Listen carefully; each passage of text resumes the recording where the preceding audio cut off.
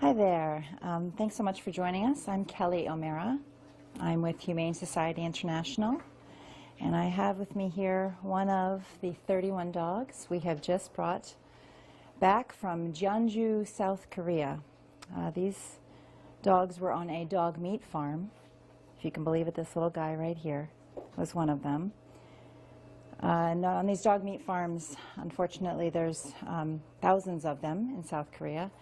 South Korea is the only country that commercially raises dogs on these farms for the dog meat demand and market. These dogs live in barren metal cages. They're fed just enough food to get by. They're exposed to all of the elements, extreme hot, extreme cold, and then all of that just to one day be sold to slaughter.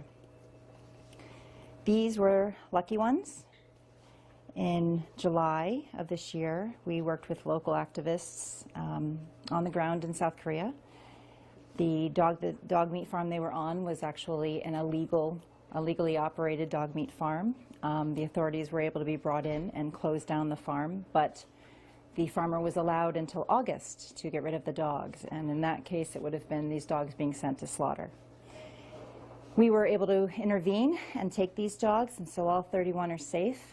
They've all come to the United States. 2 of the shipments have already come. 1 more is coming on Friday to have all final 31 here. And they will be, they're passing through, this is Pet Dominion. This is a boarding facility that's helping us to house the dogs temporarily before they make their way to their final destination, which will be in North Carolina. And we have emergency placement partners in North Carolina that will be taking all of the dogs and finding them forever loving homes. So we are thrilled to be a part of this. We see these guys as ambassadors for all the others that are suffering on the dog meat farms in South Korea.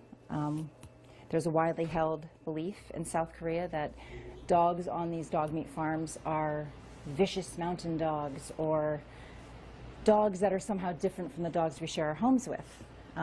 And by bringing these dogs over here, we have been able to show in now many hundreds of cases, because we've brought over 500 dogs to the United States, we've been able to show that these dogs are in fact no different from the dogs we share our homes with.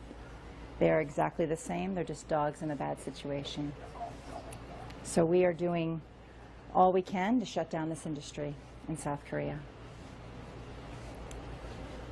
So I'm going to hand over this little one and introduce you to a few others.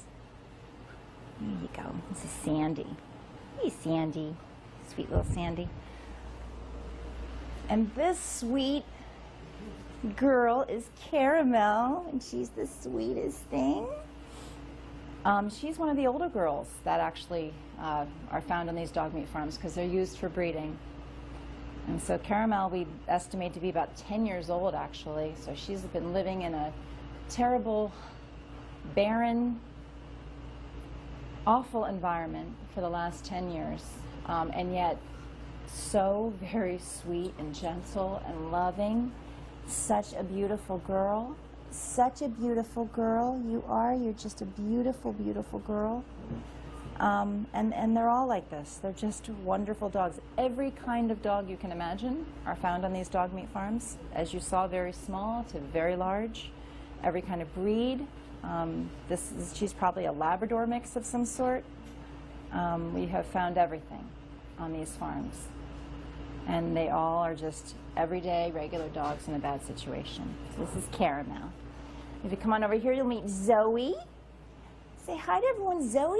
What do you think of this? Does this look like something delicious to play with?